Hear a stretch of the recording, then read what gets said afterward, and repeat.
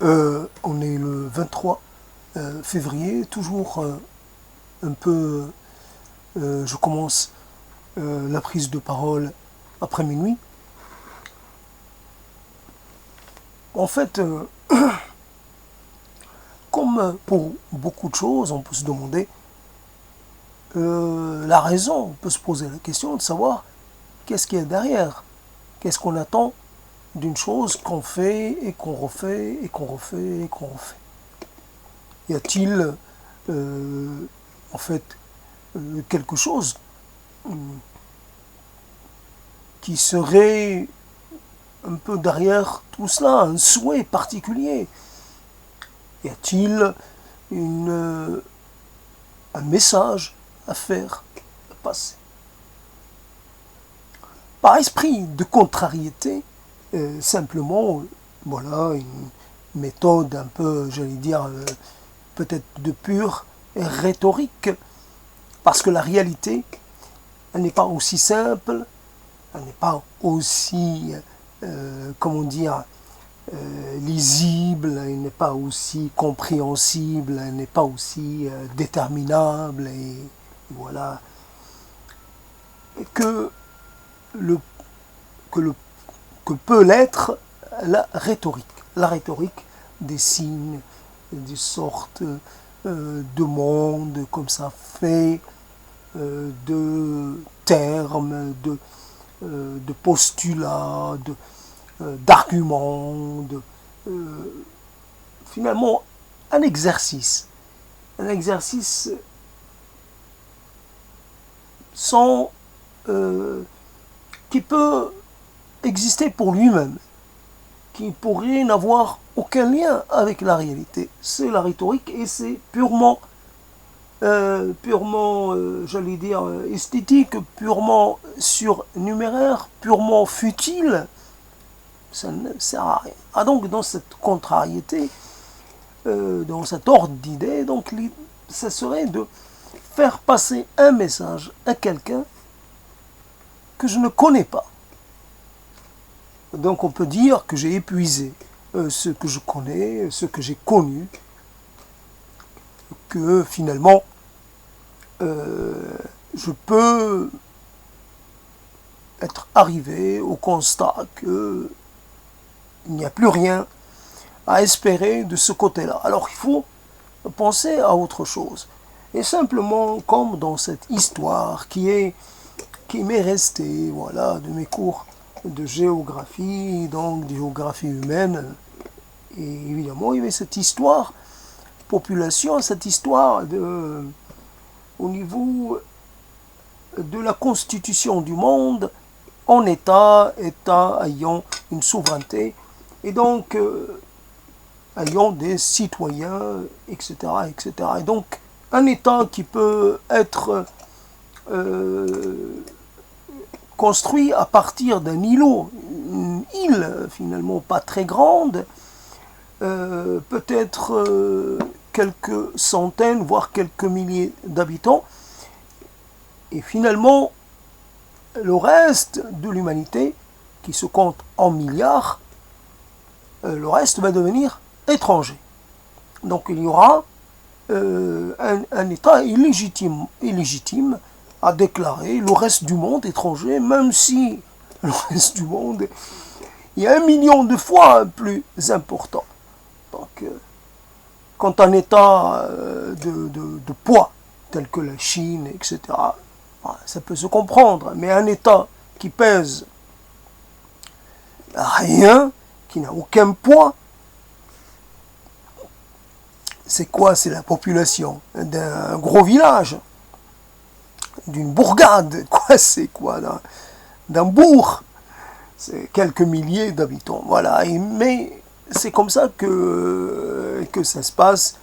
Les États souverains peuvent donc délivrer des passeports, peuvent délivrer des papiers d'identité, ils peuvent choisir voilà, leurs citoyens, et ceux qui ne choisissent pas deviennent des étrangers, deviennent des autres de ceux qui viennent d'ailleurs. Voilà comment dans la vie la vie, fondamentalement, les histoires de mémoire, on nous dit on ne peut pas retenir plus de quelques dizaines de visages et peut-être pareil quelques dizaines de prénoms. Ça ne veut pas dire grand-chose. On peut ne pas se rappeler du prénom, du visage de quelqu'un, mais pourtant, il peut y avoir une présence qui serait autonome du nom, du prénom, du visage. Un souvenir. Les souvenirs sont à ce moment-là un domaine qui connaît ses propres lois, qui utilise une méthode de reconnaissance différente de celle de la réalité tout court. Les souvenirs, voilà, il y a des gens qui sont dans les souvenirs qu'on a vus très peu de temps et qu'on ne reverra jamais. Et pourtant, ils sont aussi présents, aussi lourdement présents que des gens qu'on a côtoyés pendant des dizaines d'années. Comment cela se fait-il? Voilà, c'est une question évidemment intéressante, mais que je laisse de côté. Voilà donc, et puis j'ai connu des gens. Je ne peux pas dire que j'en ai connu beaucoup. Après, tout est affaire d'hierarchie, etc., de densité dans la relation, est tout affaire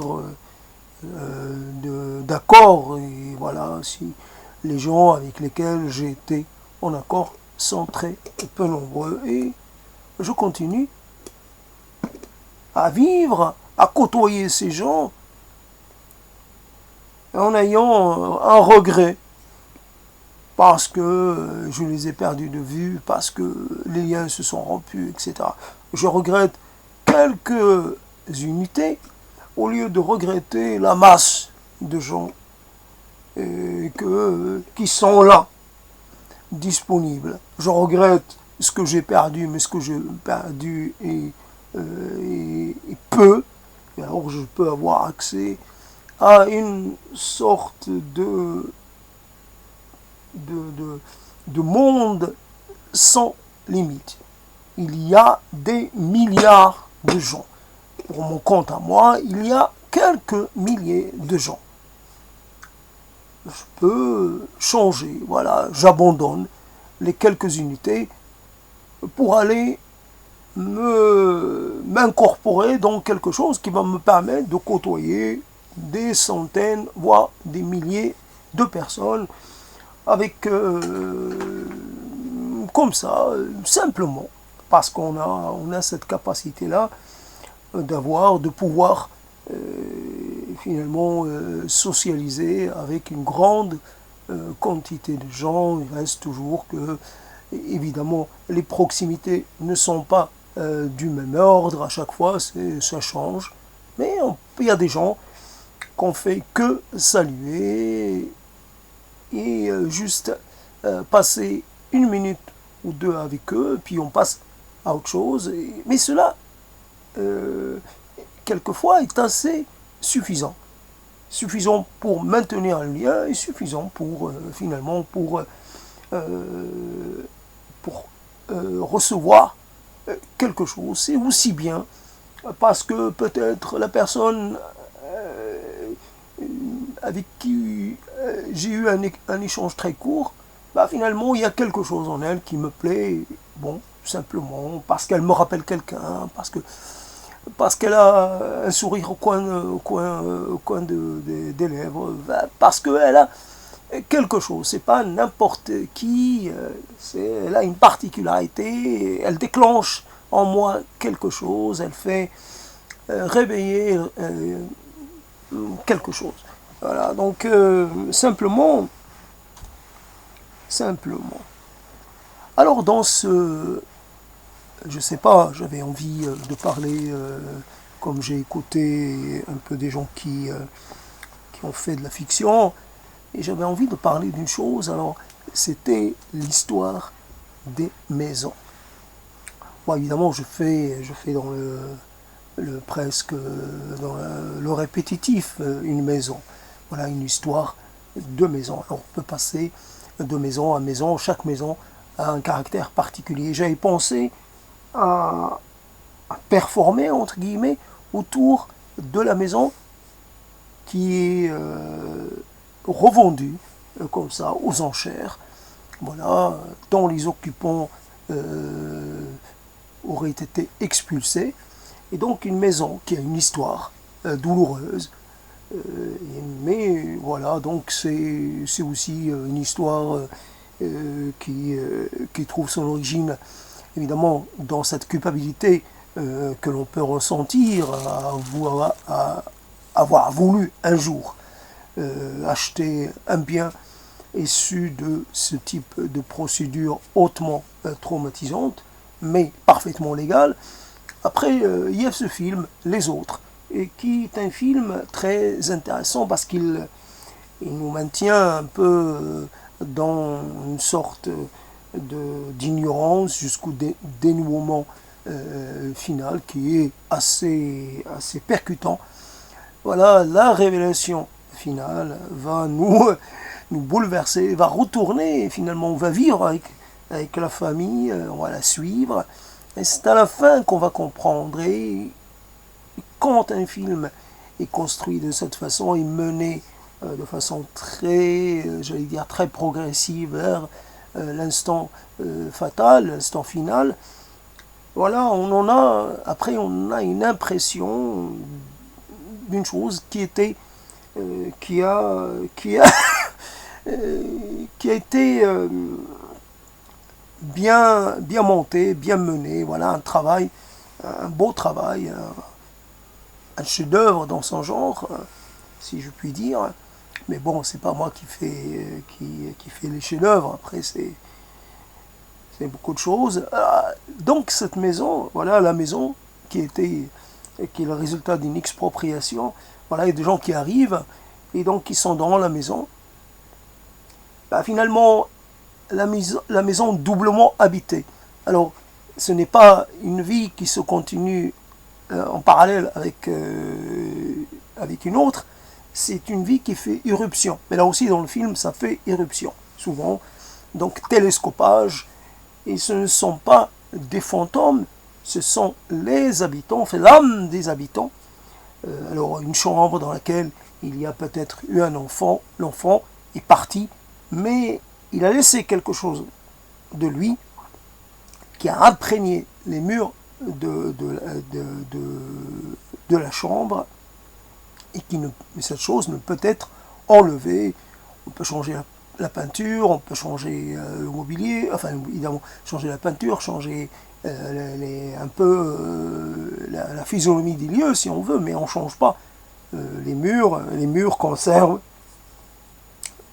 partie de l'âme.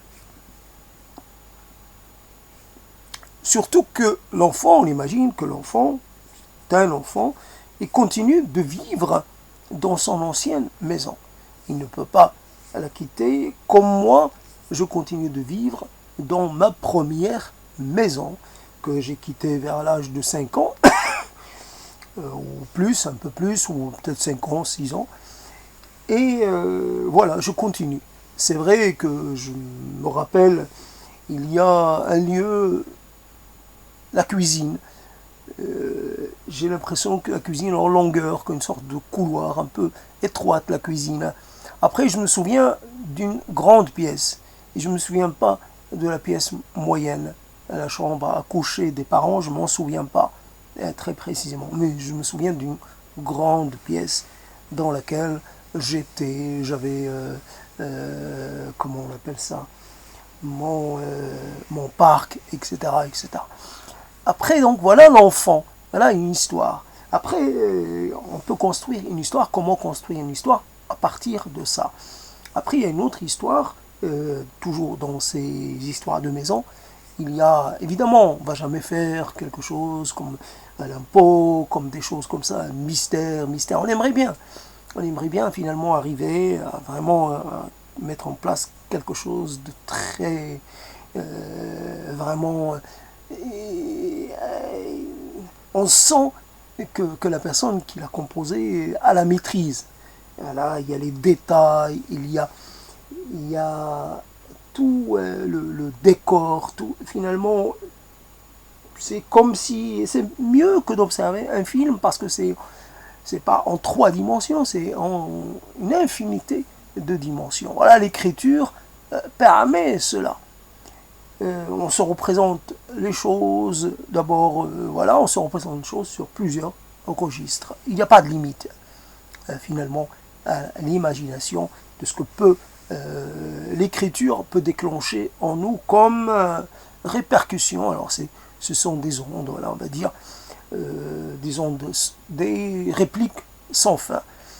Après, donc voilà, la lettre volée ou la lettre, je sais plus quoi, de Poe. C'est vrai qu'il y a là quelque chose qu'on ne peut pas qu'on ne peut pas critiquer. Et voilà, c'est fait de telle façon qu'il n'y a plus rien à ajouter, il n'y a à retrancher. A priori, voilà, c'est comme ça qu'on voit là. La maison finalement gigonne. Donc quelque part, une maison, voilà, moi j'avais pensé à une maison, je voulais une maison qui soit plutôt faite, dans laquelle il y aurait une chambre du mystère. Voilà, quelque chose dans ce genre. C'est le mystère. Alors, souvent, on n'a pas ce lieu. On n'a pas ce lieu, il faut l'imaginer. Donc, sur les maisons, je ne sais plus comment on les appelle, les maisons classiques, les pavillons, il n'y a rien. C'est trop, comment dire, c'est presque trop géométrique, trop linéaire. Il n'y a pas de cassure, il n'y a pas de brusure, il n'y a pas de... C'est d'une simplicité assez déprimante. Alors que quand on crée, il n'y a pas d'ancien. J'imagine, je me rappelle cette histoire de ruines construites justement pour donner l'illusion. La ruine, on peut même construire, mettre en place de faux murs anciens, fausses portes anciennes, juste pour avoir ce caractère d'ancienneté et d'antériorité, voilà. Mais on arrive dans des maisons qui n'ont pas d'histoire. Mais là, on va voir une maison qui est forcément relativement grande. Voilà, on peut l'imaginer grande, pas très grande, mais c'est comme dans ces phénomènes de physique, alors je sais pas, physique réelle ou physique imaginaire, en tout cas dans lequel une chose peut contenir une chose plus grande qu'elle. Alors on peut imaginer, voilà, c'est possible. Donc la maison, elle est comme ça, elle se présente comme ça, mais quand on y entre, on peut, si on trouve comment faire, parce que là, ce serait une sorte de mise à l'épreuve. Soit comme pour ces histoires de soleil qui frappent dans certains bâtiments historiques, voilà, il faut attendre le moment, c'est un moment unique dans l'année, je ne sais pas, peut-être relié au solstice d'été, au solstice d'hiver, j'en sais rien. En tout cas, ce sont rares les moments où le soleil va venir vraiment frapper, je ne sais pas moi, le portrait d'un pharaon, ou vraiment être au centre, vraiment être totalement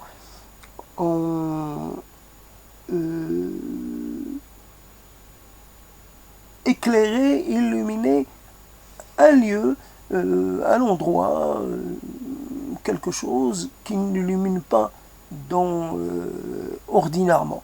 Voilà, donc il y aurait une année, une fois par an, l'ouverture d'un lieu accessible simplement pendant 24 heures, ou 12 heures, peu importe, c'est pas obligé, ou 10 heures en tout cas, très limité. Donc on a accès à quelque chose qui est évidemment qui peut se présenter à chaque fois différemment, pourquoi pas.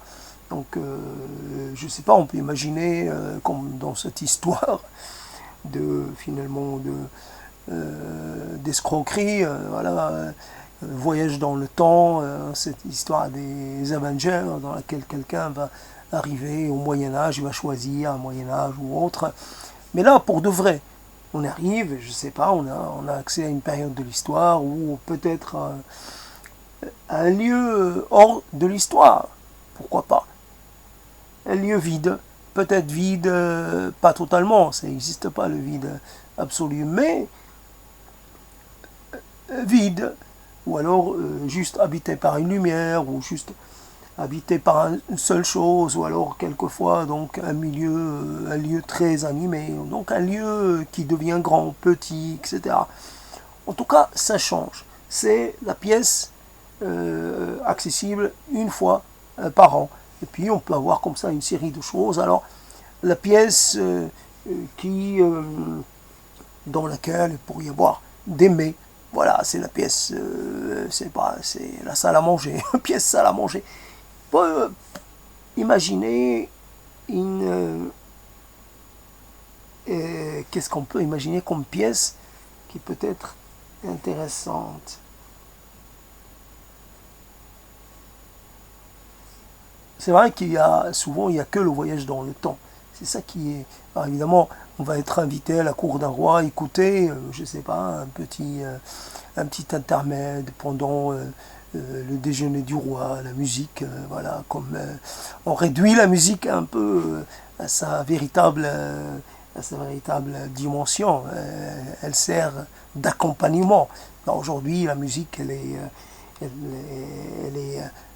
elle est suivie ou écoutée, ou elle est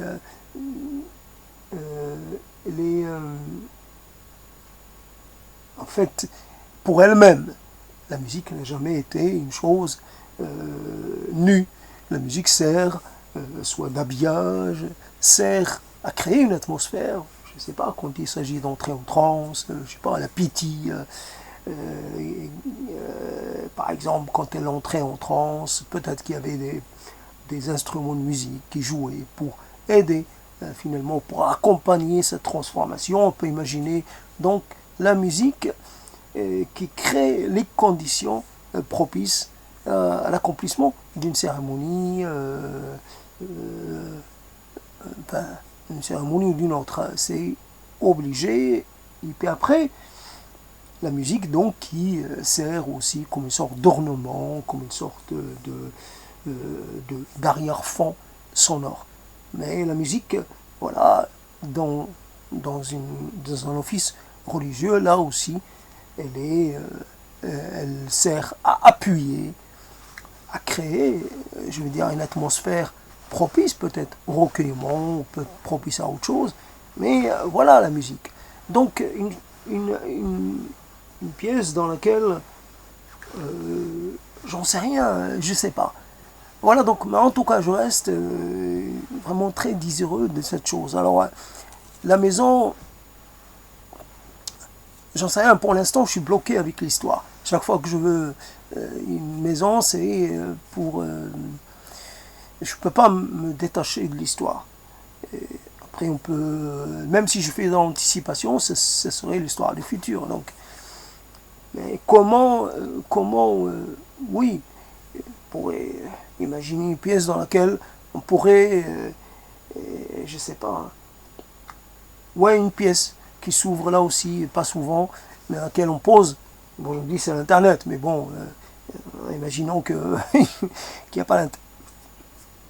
On pose une question, un peu difficile, on pose cette question, et on l'écrit, quoi, comme... et puis on attend de recevoir la réponse 6 mois après, ou quelque chose comme ça. Donc c'est la pièce des réponses. Et on peut imaginer aussi une pièce dans laquelle on voit rien. Alors il faut avancer à tâtons. Il faut tout faire dans l'obscurité, voilà, sans savoir ce qu'il y a autour de soi, ni ce qu'il y a sur quoi on marche, etc.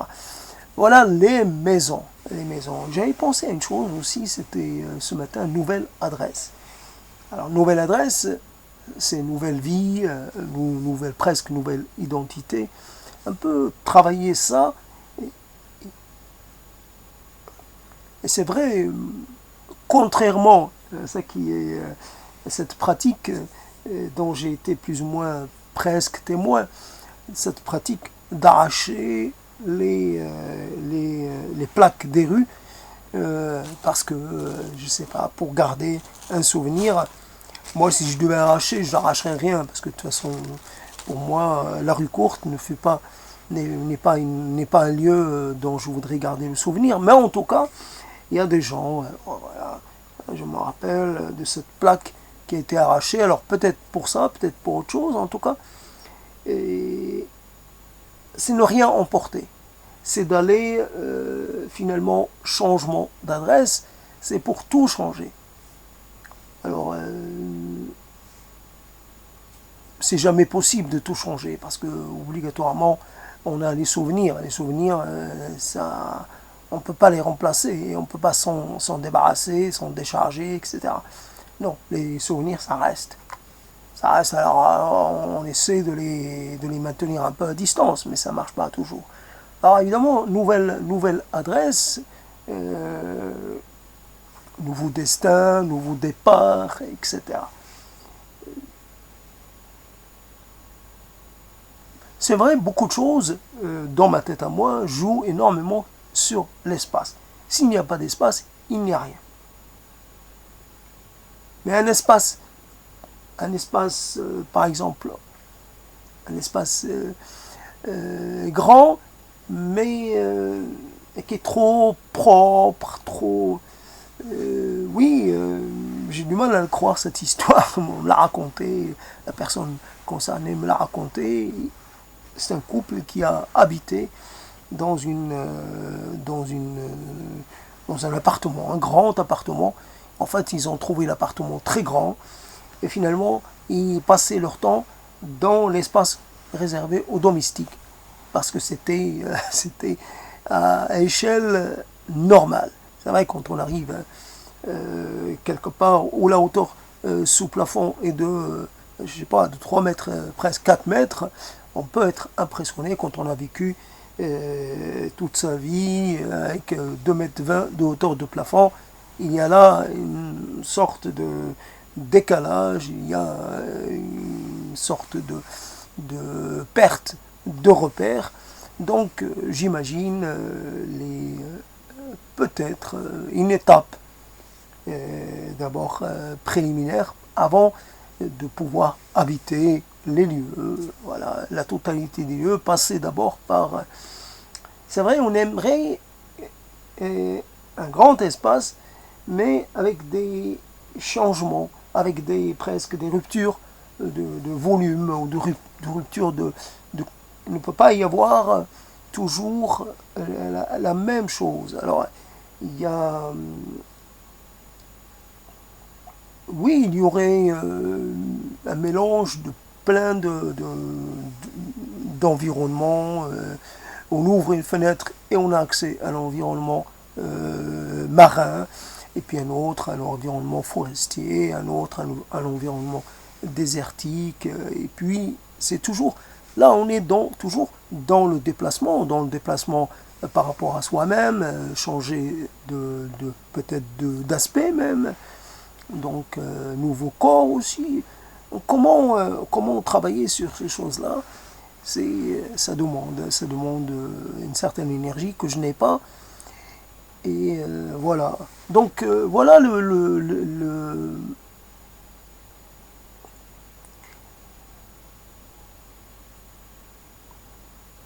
c'est tellement, on vit dans des espaces tellement simples et tellement petits qu'il n'y a pas de place pour le mystère, qu'il n'y a pas de place pour la peur même. On ne peut pas avoir peur.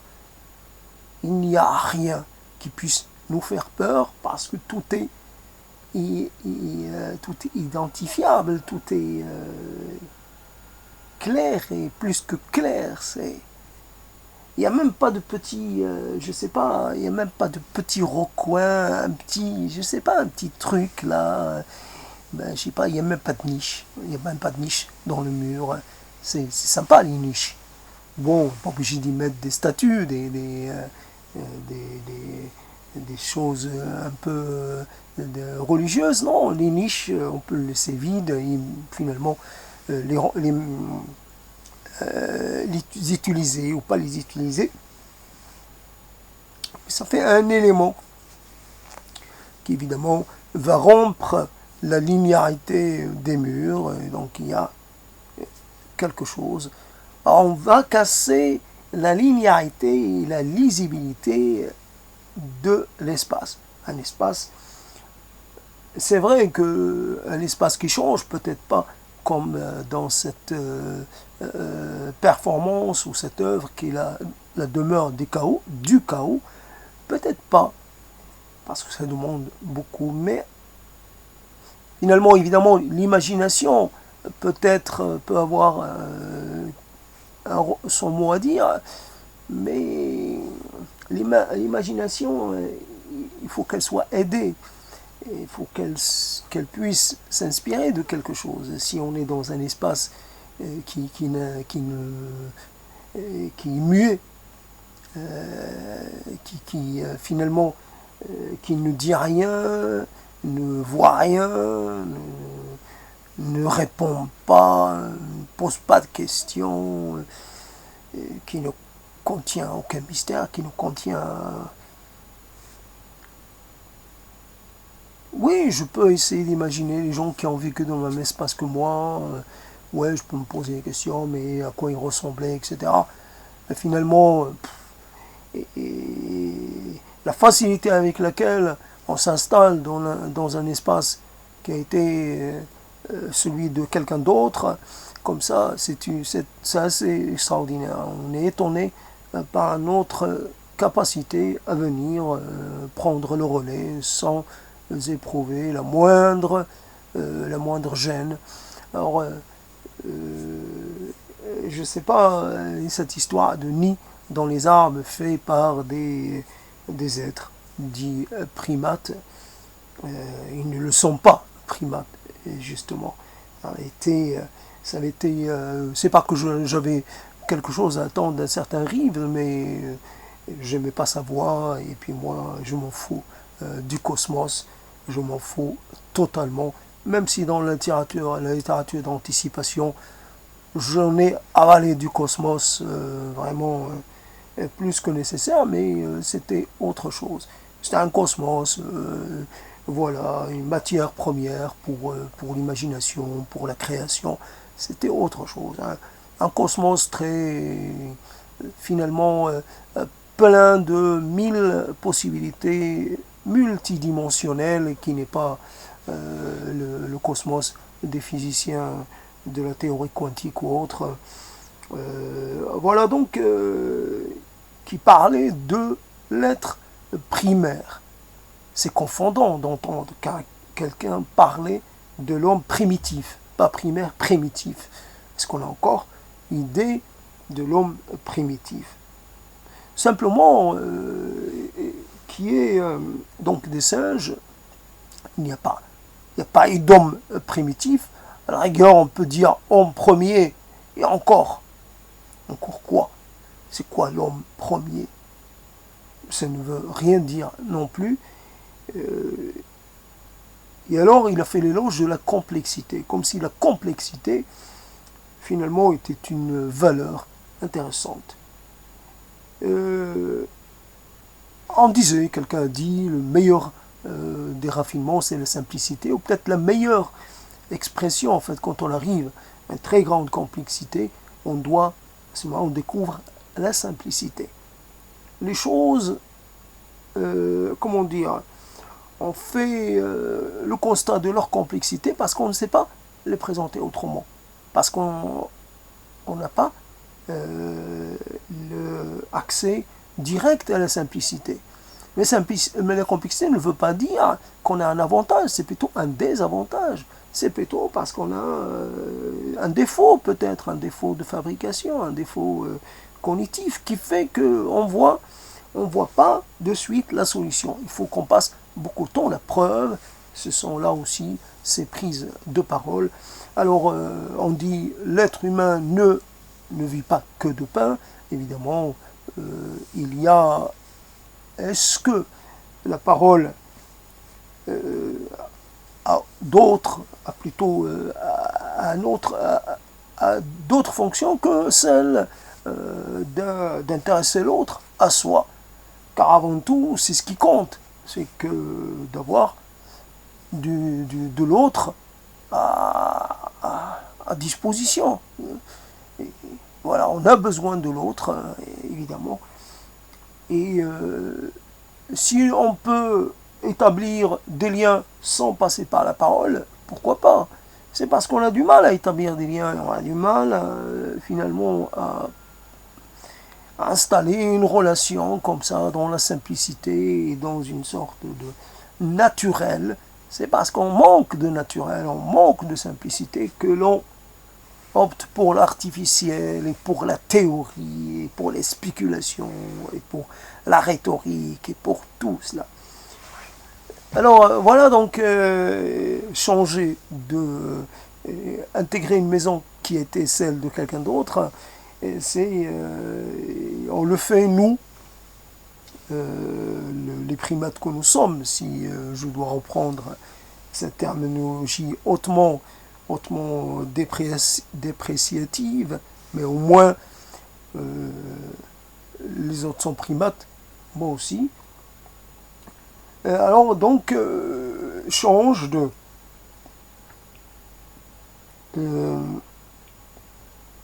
je pourrais les appeler les hommes des plaines, les hommes de la forêt, peu importe, les autres habitants de la terre, tout simplement les autres habitants de la terre, ceux qui construisent des nids dans les arbres, en hauteur, voilà, les quittent.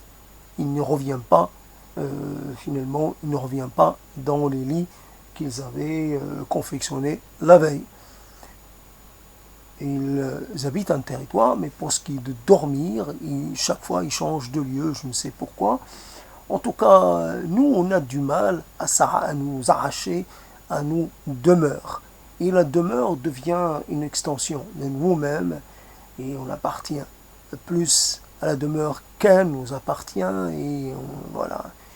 Et donc, je reviens vers cette maison qui est totalement imprégnée d'une sorte d'âme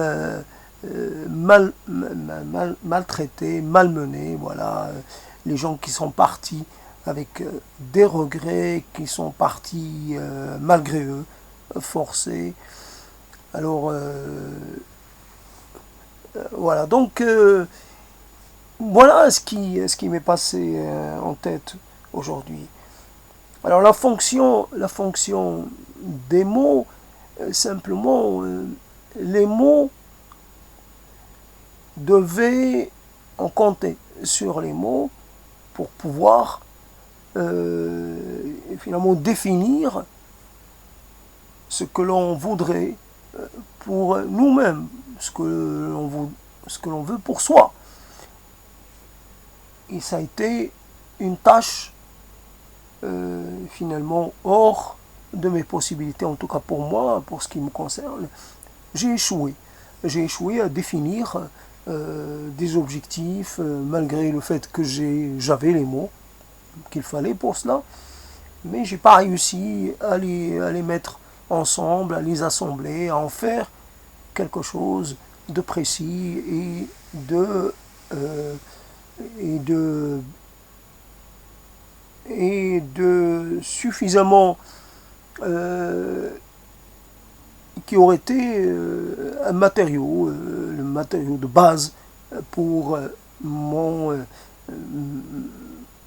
pour ma réussite dans la vie. Voilà, donc j'ai pas réussi. Et malgré le fait que j'ai beaucoup parlé, puis un temps où je parlais beaucoup, une fois que j'ai eu accès réellement à un certain une certaine quantité de gens. J'ai beaucoup parlé, mais auparavant aussi, je parlais. Je suis quelqu'un qui parle parce que je suis né avec, j'ai grandi plutôt avec la radio, et la radio, c'est la parole, c'est parler, parler, parler, parler, parler. Il n'y a pas autre chose à la radio que la parole. Et, et voilà, donc, et après, quand on parle, on fait appel à plein de choses. Alors, les choses que l'on connaît bien, les choses aussi que l'on connaît un peu moins bien. En fait, on mélange un peu de tout. Et bah, voilà. L'objectif, c'est de finalement le problème avec le silence. L'ennemi, c'est le silence. Voilà, on essaie finalement la peur, peut-être, la peur non dite, c'est d'être là, de n'avoir rien à dire. Et pourtant, le silence ou le fait de n'avoir rien à dire est très finalement est très significatif et très instructif. Souvent on croit que ce que l'on va dire va nous amener quelque part. Et souvent c'est pas le cas. Souvent ça ne fait qu'approfondir finalement notre mal-être, ça ne fait que renforcer l'incompréhension dans laquelle on peut s'être trouvé déjà. Voilà, plus de paroles, mais pas mieux. Mais je ne vais pas mieux. Mais j'avance pas plus. Mais les choses ne deviennent pas plus claires pour autant. Je suis toujours dans une sorte de confusion. Et voilà, c'est ça. Donc parler, c'est vrai,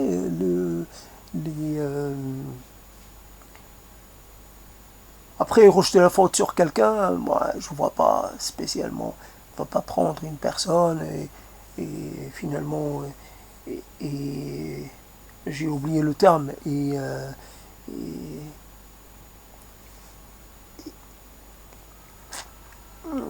sont simplement donc les mots.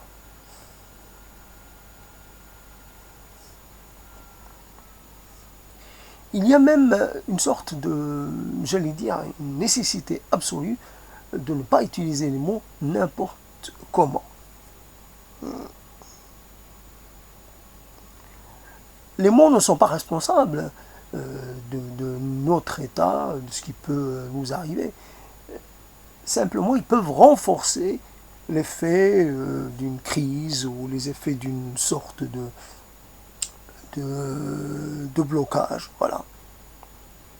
On a une situation qu'on n'arrive pas à maîtriser, mais on va faire appel à des mots qui vont encore renforcer ce sentiment et renforcer cette situation. On va l'expliquer par des déterminants historiques, culturels, machin, etc., etc.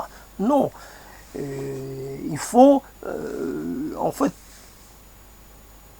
il faut utiliser les mots pour s'évader, pour jouer à notre air.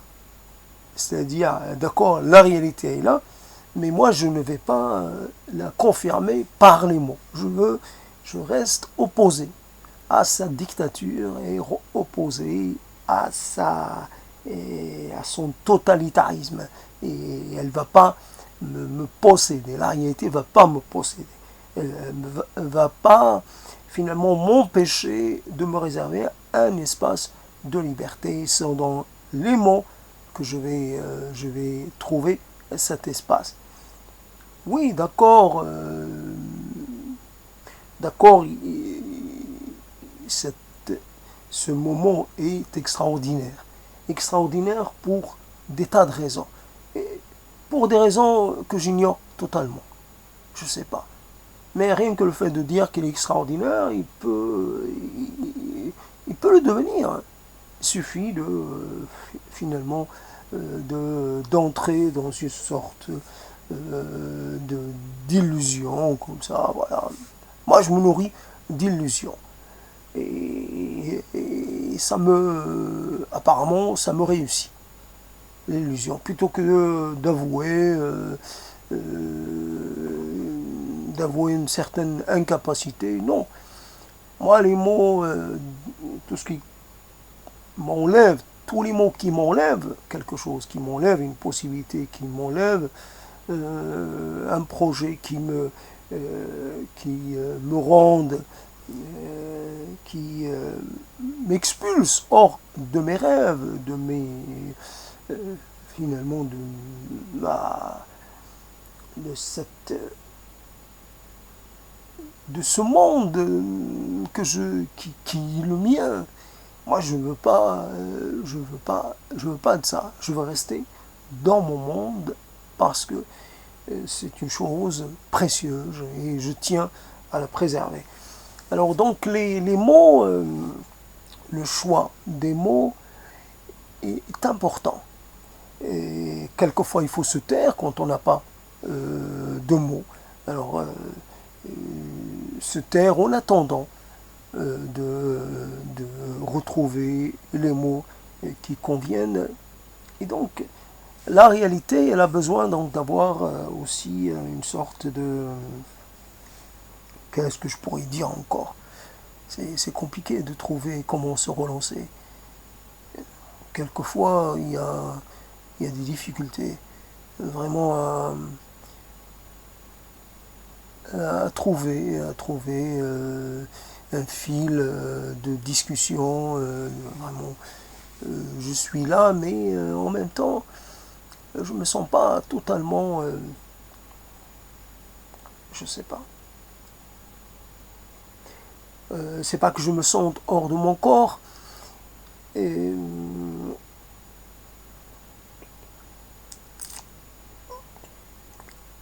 on sait qu'on fait face à des réalités souvent désagréables, souvent difficiles, difficiles à pas accepter, mais difficiles à... Là encore, je trouve pas le terme. Réalités contrariantes, des réalités assez... des réalités qui seraient... qui exercerait une sorte de... qui nous siphonnerait un peu de notre capacité à faire face, à trouver une nouvelle manière de repartir. Il y a comme un travail de sape. La réalité, voilà, serait une sorte de sapeuse. Voilà.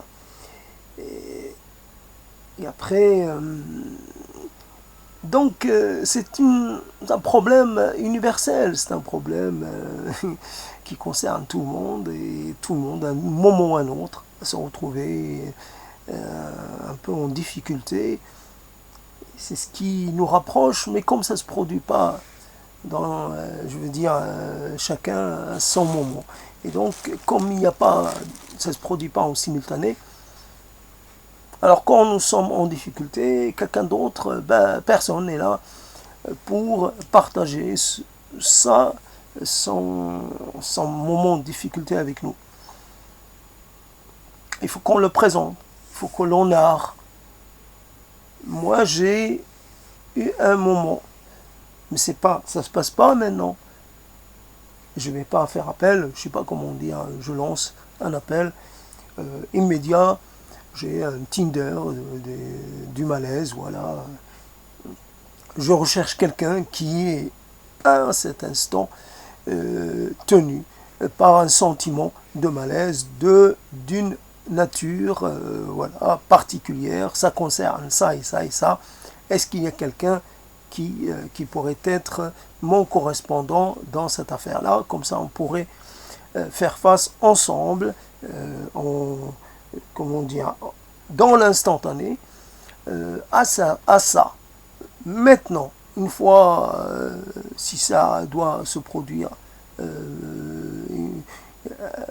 plus tard, ça ne m'intéresse plus. Moi, je veux que ça soit dans les médias pendant que l'événement est en train de produire ces effets. Voilà, mais après, c'est comme ça. Alors, je suis content d'avoir placé le thé, d'avoir un peu détourné ce service de son usage classique. En tout cas, on est là et on ne sait pas finalement quoi dire. Parce qu'il y a un sentiment, malgré tout, il y a un sentiment d'une perte de maîtrise, manque de pouvoir sur le réel. Ce réel, il est tellement puissant, il est tellement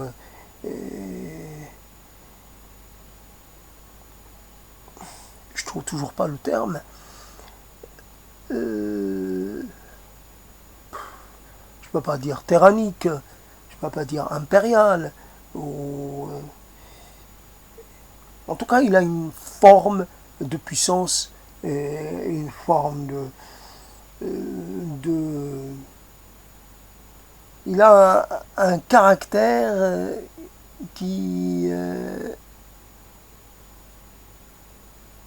il a une force telle que il nous laisse que peu de possibilités pour lui, un tel pouvoir d'écrasement, d'anéantissement, et voilà.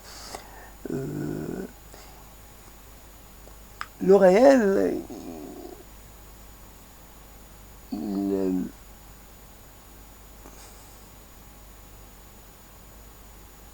je peux essayer bravement de lutter contre le courant, contre finalement cette force, cette puissance, mais souvent je dois lâcher prise, je dois me laisser emporter par les flots parce que c'est trop fort. Je lutte pendant quelques temps, mais au bout d'un moment je suis vaincu. Il m'arrive quelquefois de remonter sur le rivage, mais souvent je suis emporté loin et quelquefois je reviens au bout de je ne sais pas combien de temps, je reviens tout ensanglanté, tout blessé de partout.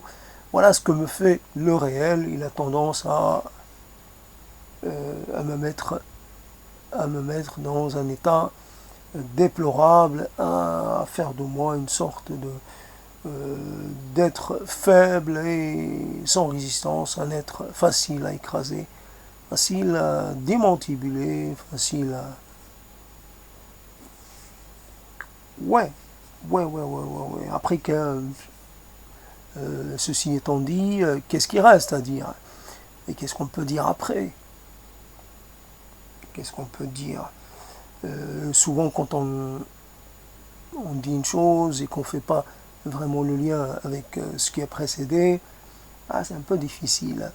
Alors tenir, c'est clair que j'arriverai pas à 3 heures. Aujourd'hui, comme je suis, j'ai aucune envie même, il n'y a pas de désir de rester à parler longtemps.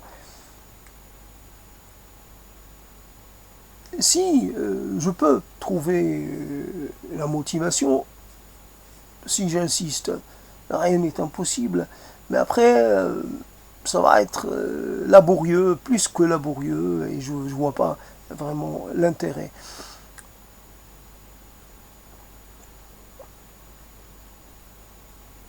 Alors, la chose que l'on pourrait souhaiter, peut-être pour finir, c'est demander à recevoir une certaine forme de clairvoyance, ou au moins une sorte de forme de lucidité. Simplement, il y a toujours le diable est dans toujours un petit diable qui se cache quelque part, un petit esprit malin. Souvent, l'idée qu'on se fait de la lucidité, finalement, elle n'est vraie que elle n'est pas si vraie que ça. Donc ma perception ou mon usage de ce terme est un usage qui n'est peut-être pas l'usage commun. Oui, je vois, je fais un raisonnement, mais ce raisonnement, ah, il est vraiment pas très bien construit, il est vraiment très faillible, il est vraiment, c'est pas ça. Pour moi, j'y crois.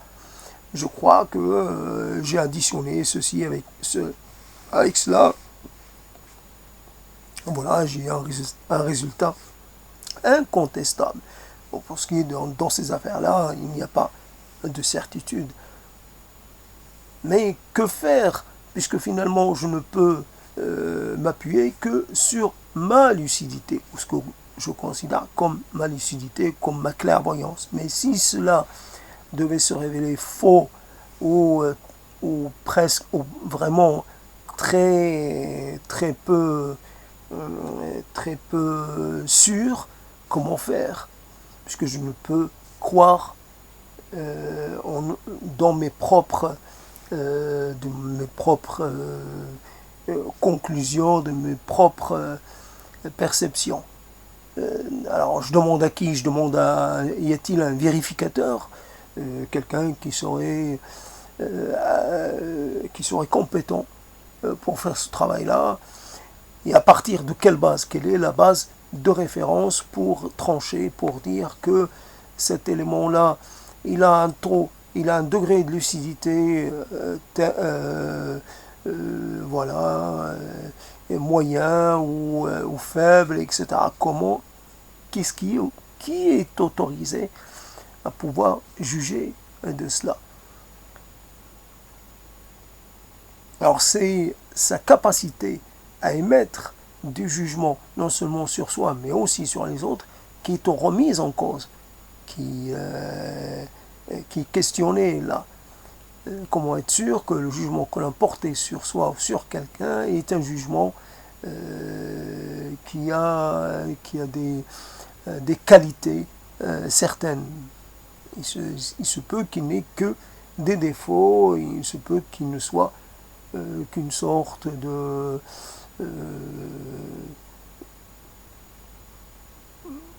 d'arrangement, voilà, un arrangement qu'on se fait avec soi-même. La réalité, et on l'interprète selon peut-être nos attentes, conscientes ou inconscientes, selon peut-être la façon dont est construit notre cerveau. Donc voilà, et souvent dans ces histoires-là, nous sommes presque formés à, opter pour un certain type de raisonnement et finalement n'avoir que cela comme façon de fonctionner. Or, le raisonnement, il doit être multiple, il doit toujours prendre beaucoup de voies. Et c'est vrai que dans ce domaine, il y a des voies sans issue, il y a des voies qui finalement que se révèlent assez peu. Voilà, au bout du parcours, on peut se retrouver face finalement à quelque chose d'inquiétant, de dangereux, de menaçant. Il y a des voies, voilà, mais il ne se passe rien, c'est un calme plat. Il y a des voies où c'est beaucoup plus équilibré. Alors voilà, une sorte d'aller-retour, une sorte de va-et-vient entre les positions, voilà, entre les préalables de chacun, et etc., d'un tel. Donc, trouver comment construire un jugement qui puisse résister à l'épreuve du temps et à l'épreuve de ces révélations, post, je sais pas, qui se produisent toujours, qui arrivent, ces prises de conscience qui souvent se produisent après coup, une fois qu'elles ne sont plus d'aucun secours. On aimerait comme un peu contracter le temps. J'ai une vision, j'ai un pressentiment, je le mets tout de suite à l'épreuve, comme, je ne sais pas, un test pour un produit chimique. Voilà, j'essaie de voir ses effets, voilà, et sa permanence dans le temps, etc., et son interaction avec d'autres éléments, ce que ça peut donner, etc., etc. Un produit chimique mélangé à un autre produit, ça peut déclencher une réaction non souhaitée, voire une réaction dangereuse. Donc, on essaie voilà. Donc, on peut associer une vérité, l'associer à une autre vérité, puis voilà, et se rendre compte que là, ça ne peut pas cohabiter. Là, ça ne peut pas. Il faut renoncer à ce type de mélange, à ce type de réunion. Il y a des vérités qui ne peuvent pas avoisiner les unes avec les autres. Il y a des vérités qui n'ont de solidité que pendant un certain temps, qui n'ont d'effectivité que pendant un certain temps, puis il y a des vérités qui ont des effectivités beaucoup plus longues. Après, la vérité, c'est aussi peut-être affaire de besoin. On a besoin d'une vérité, comme on pourrait avoir besoin d'une information. Et donc, on a la vérité qu'il nous faut pour un usage précis. Après, on peut changer de vérité comme on pourrait changer comme l'on changerait presque de vêtements selon les saisons. Donc, voilà des choses un peu peut-être pas, c'est pas compliqué, c'est juste que j'ai essayé de reprendre des parties d'une conversation. Alors, j'ai mêlé ces parties-là comme j'ai pu. Évidemment, personne ne peut comprendre parce que je pense à des choses et donc dont je ne fais pas état. Donc ça reste une sorte de prise de parole un peu énigmatique, mais c'est comme ça c'est comme ça qu'elle se déroule.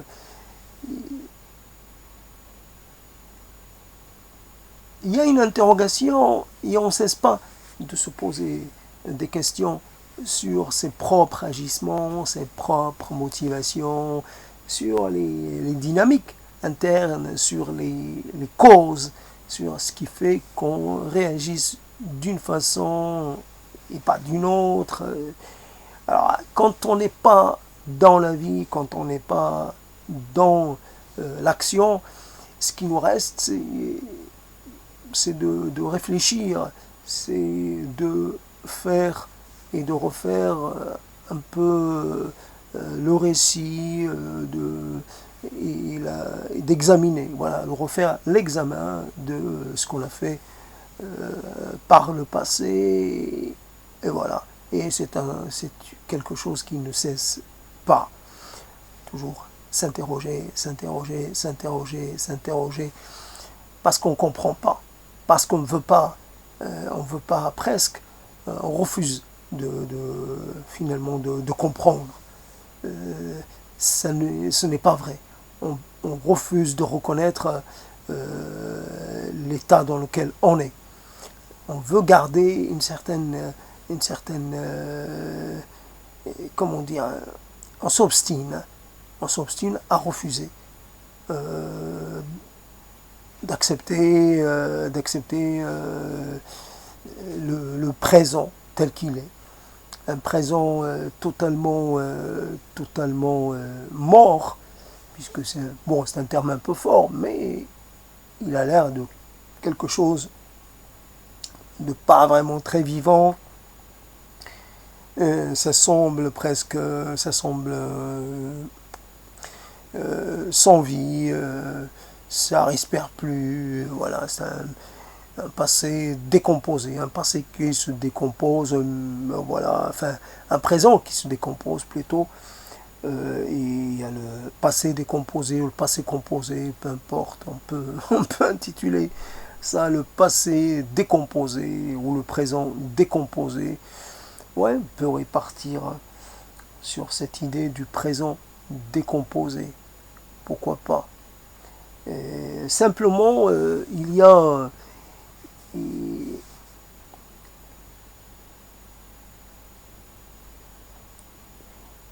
c'est pas qu'on court derrière les mots.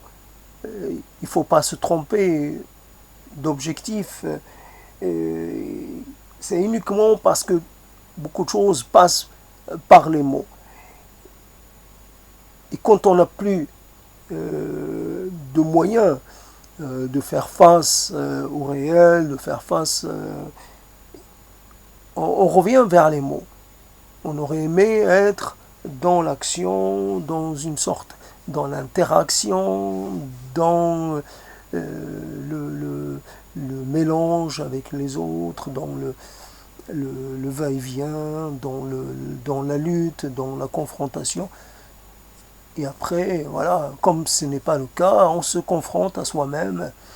Voilà, j'essaie de faire face à mes limites, limites au niveau de la mémoire, limites au niveau du raisonnement, au niveau de ce que je possède, et voilà, ce que je ne possède pas. Je fais face à mes manques tout en ne les considérant pas comme des manques. C'est fini le temps où cela pouvait être important. Le manque n'est plus là où je le pensais auparavant. Voilà. Donc,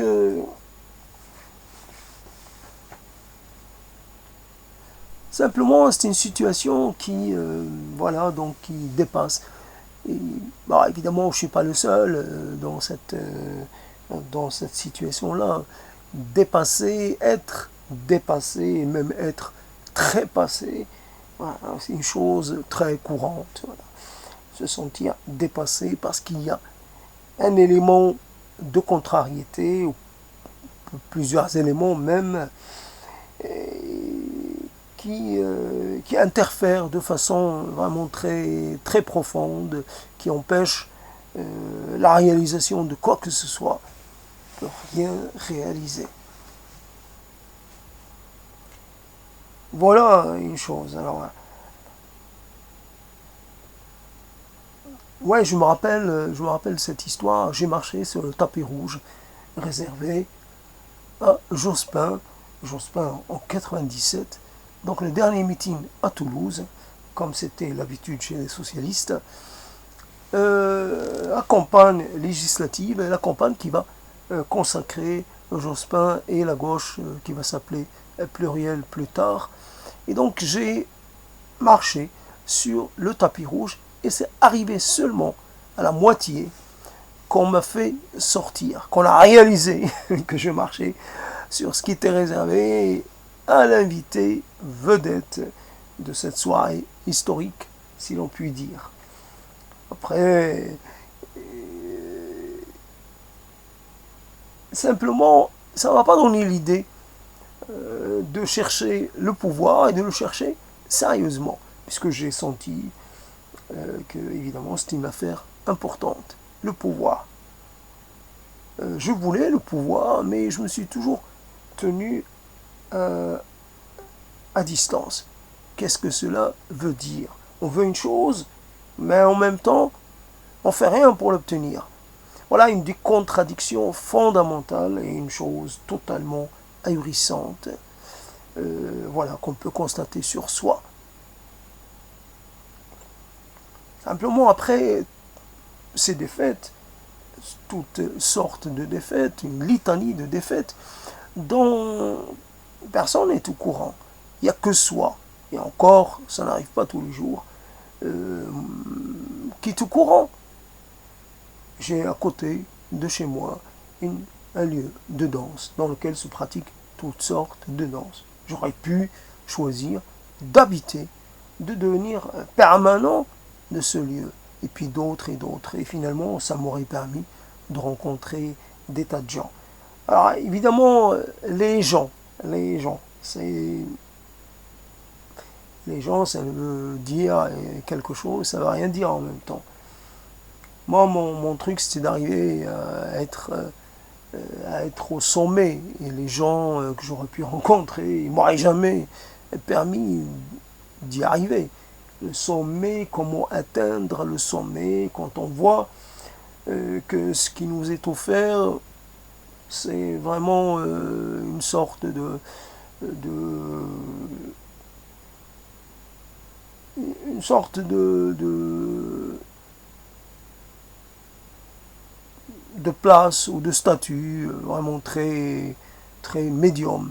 On veut être le premier d'entre les premiers, mais on constate qu'on n'en a peut-être pas les moyens, qu'on est arrivé dans un mauvais moment historique, ou peu importe la raison. En tout cas, on avait l'envie, alors une envie qui peut être basée sur pas grand-chose, c'est une impression, un désir parmi peut-être d'autres désirs. Et pourquoi? Pourquoi le pouvoir quand on n'a pas de projet? Alors évidemment, il y a cette idée du prophète. Évidemment, le prophète est quelque chose d'assez difficile à cerner. C'est vrai que ça laisse un peu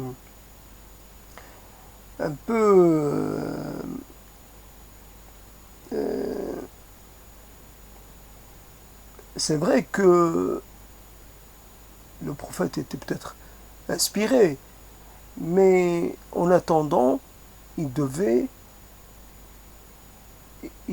finalement, au départ, c'était une partie prédication, et puis après, il y a eu la partie gestion de la cité, mais même, euh, je ne sais pas si j'aurais pu avoir le matériel nécessaire pour une prédication. Évidemment, je ne crois pas à l'inspiration, mais je ne crois pas au souffleur divin. Je ne crois pas. Donc, a priori, je ne crois pas. Jusqu'à preuve du contraire, évidemment. Toujours. Nuancé, relativisé. Après, donc,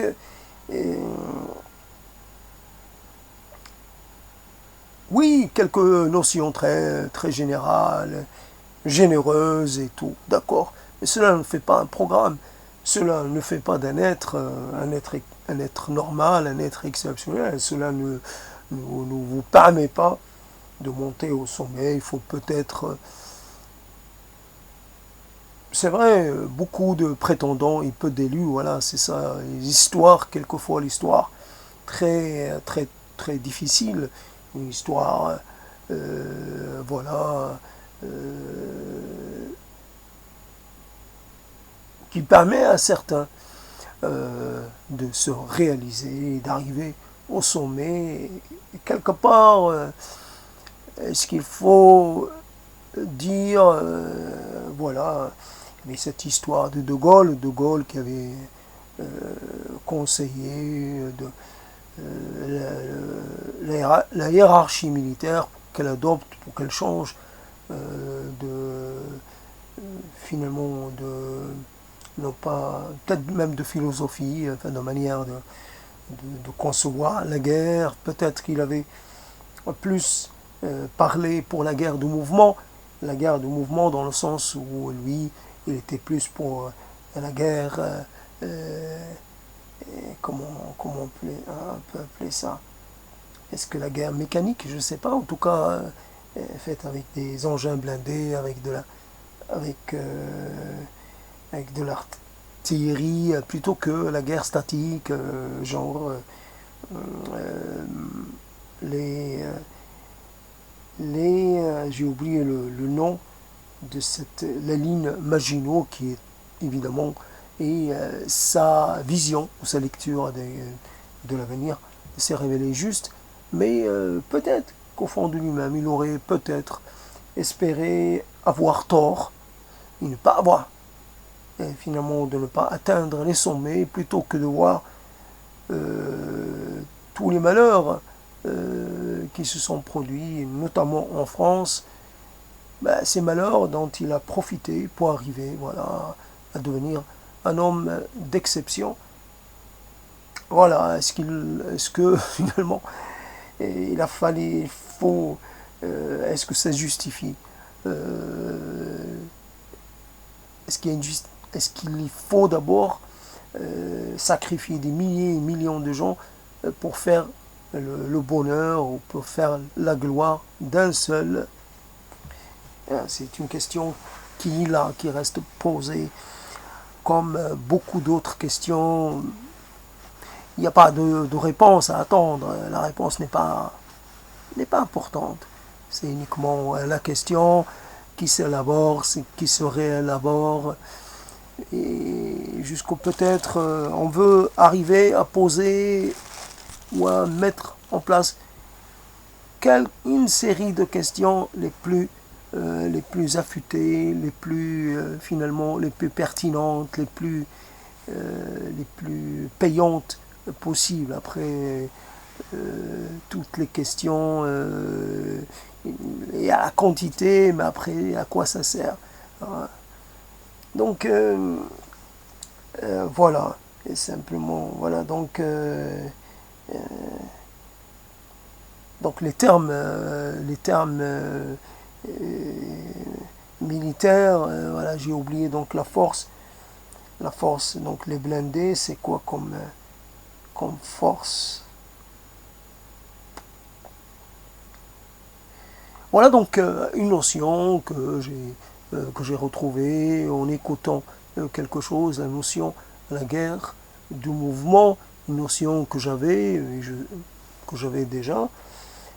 Et voilà, la guerre du mouvement, ce qui est problématique, c'est toujours dans cette histoire, c'est quand on s'arrête. Quand on s'arrête. Quand on s'arrête quelque part, quelquefois on s'arrête pour attendre quelqu'un. On ne s'arrête pas. On continue. On continue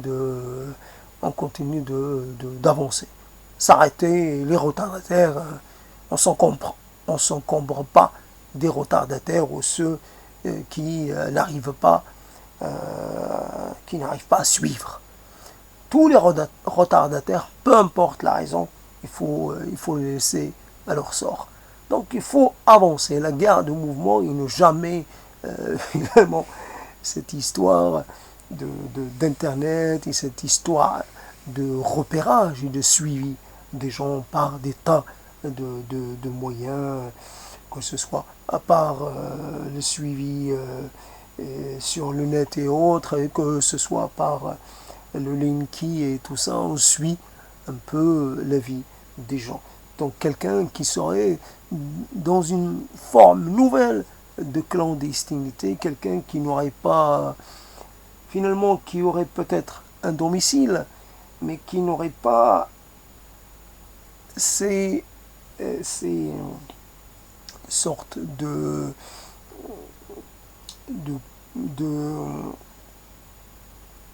d'engins traceurs sur lui. Voilà, il ne laisse pas de traces. Il ne laisse pas de traces de ce type.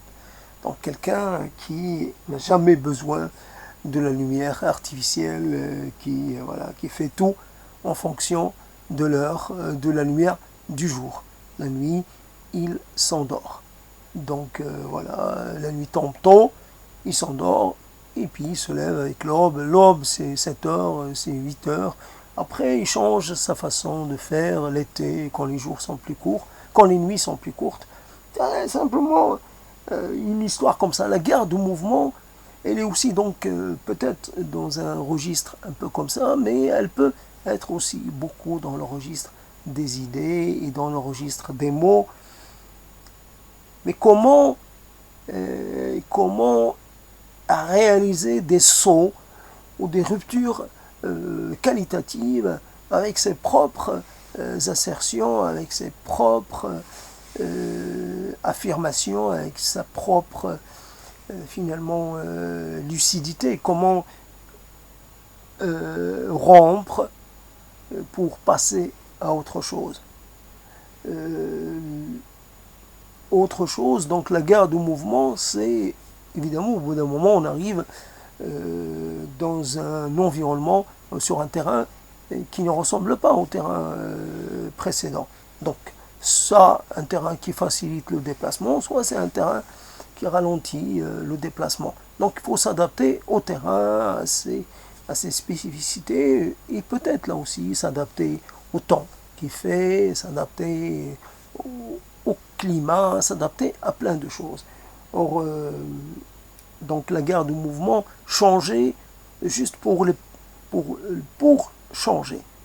Parce que dès qu'on s'installe, on est en guerre uniquement d'un point de vue presque abstrait.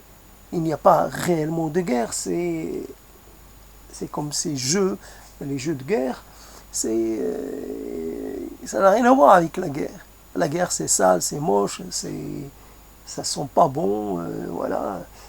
Quelqu'un qu'on crame avec un lance-flamme, ben évidemment, c'est pas beau à voir, ça ne doit pas sentir très... Alors, mais la guerre qu'on fait comme ça, j'allais dire à distance, de façon totalement fictive, ça n'a rien à voir. Donc, la fiction du déplacement, finalement, dans le déplacement, là aussi, hors de soi, on sort, on quitte soi pour peut-être pour faire des séjours, je ne sais pas, s'il y avait la possibilité de faire un séjour dans d'autres corps, dans d'autres organismes, voilà, je deviens un champignon pour une durée, enfin, je sais pas, une partie de la vie de ce champignon, je sais pas, peut-être la partie la plus dense, celle de la reproduction, peut-être une partie plus tranquille, mais en tout cas, de pas être, donc là aussi, pouvoir s'échapper à sa propre mémoire, à ses propres mots, à ses propres, finalement, à tout ce qui fait qu'on est soi et à jamais soi. Donc, voilà, j'ai réussi à ajouter un petit truc à cette prise de parole. Je ne sais pas si je peux encore ajouter un petit truc. Alors c'est vrai, les concepts opérants sont là. Quelquefois, ils ne sont pas très loin, il suffit de s'en rendre compte, il suffit de vouloir les utiliser. Mais quelquefois, on les voit pas. On passe à côté. Et alors, on utilise des concepts qui vont se révéler pas très profitables. C'est comme ça. Il y a toujours une partie des choses dont on a besoin, dont on pourrait avoir besoin, qui nous échappe. Par manque de... je sais pas. On a du mal à voir la scène en totalité. Dès qu'on a une lecture, c'est une lecture qui n'est pas totale, c'est une lecture unie d'une seule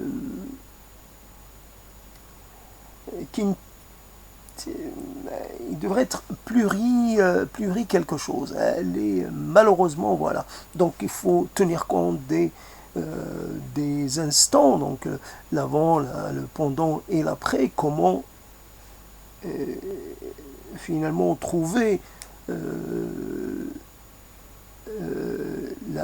moyen de permettre à ces trois temporalités-là de pouvoir s'associer pour que produire quelque chose de convenable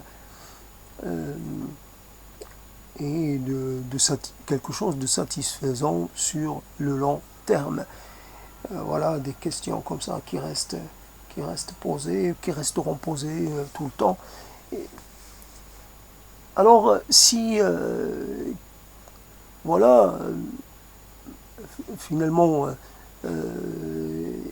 à l'orée de sa mort, on peut choisir de se poser une question, ou simplement de dire pourquoi Pourquoi? C'est peut-être la façon la plus simple et la plus directe pour exprimer un désarroi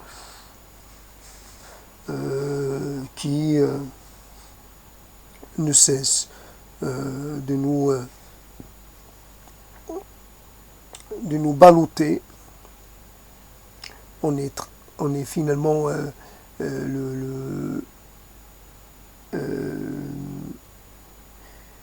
on n'arrive pas à dépasser cette chose-là. Le désarroi, plus qu'un autre sentiment, c'est ce qui peut être l'élément clé, l'élément déterminant, voilà ce qui permet d'appréhender cette situation. Le désarroi, parce que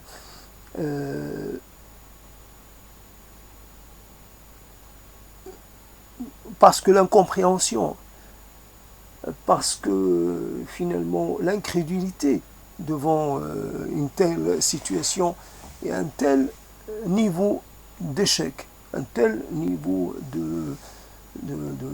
finalement de décisissement. Je n'ai plus le pouvoir sur rien. Sur rien, et même je me retrouve expulsé de mon propre passé, de mes propres souvenirs. Souvent, j'ai de la peine à revisiter des épisodes de ma vie parce que j'y retrouve des éléments qui me font mal. Il y a des gens qui continuent de me faire mal, alors qu'en fait, cela peut-être qu'ils ne sont plus en vie, et pourtant ils continuent d'agir. Voilà, donc un certain type de poison, voilà, qui ne cesse de porter, de faire mal.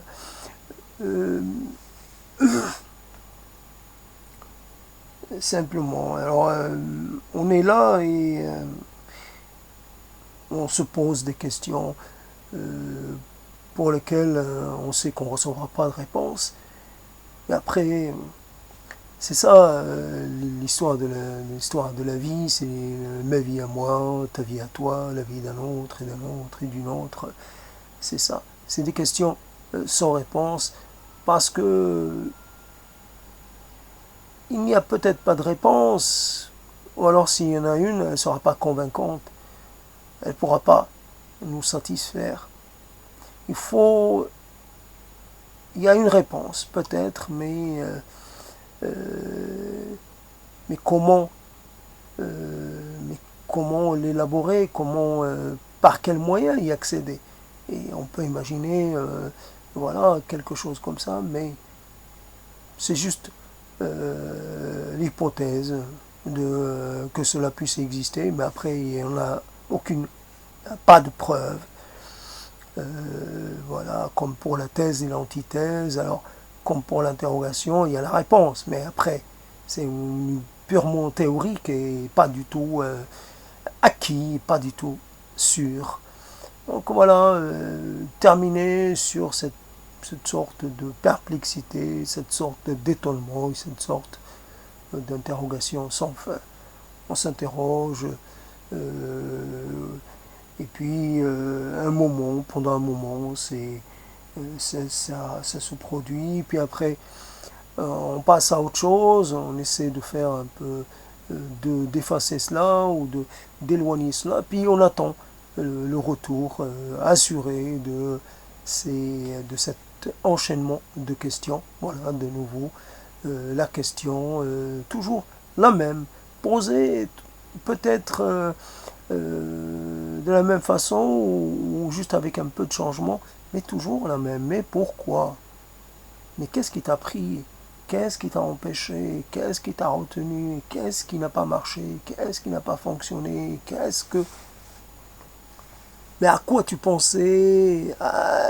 T'étais où pendant que ça se produisait? Tu voyais pas? T'étais aveugle? Mais c'est pas possible, aveugle à ce point, illucide à ce point. C'est pas croyable. je ne peux pas le croire. Ben si, il faut bien le croire. Il faut bien le croire, il faut bien l'accepter. On accepte, finalement, à la fin, on est obligé de tout accepter. Et même les choses les plus difficiles. On accepte notre déchéance, on accepte voilà, notre réduction, un être plus rien, notre état de nullité, état d'invisibilité, état d'insubstance, d'insubstantiation. Je pèse rien, je vaux rien, je n'existe pas, je suis nulle part, je suis dans la tête de personne, j'ai pas de passé, on peut dire, j'ai pas de présent, j'ai pas d'avenir, j'ai pas eu de vie, voilà, bah rien. Rien de rien. Voilà au moins une chose d'acquise. Voilà, j'ai rien, et je n'ai nulle part. Voilà une drôle de conclusion, un drôle de finale. Mais c'est comme ça, quelquefois, que ça s'opère. Voilà, j'ai traîné, j'ai essayé d'arriver à 1h30, voilà, je suis à 1h30, j'arrête, voilà. J'ai insisté autant que j'ai pu pour, pour faire durer. Bon, j'ai tiré beaucoup sur certaines choses, voilà, j'en ai suffisamment fait, ça suffit.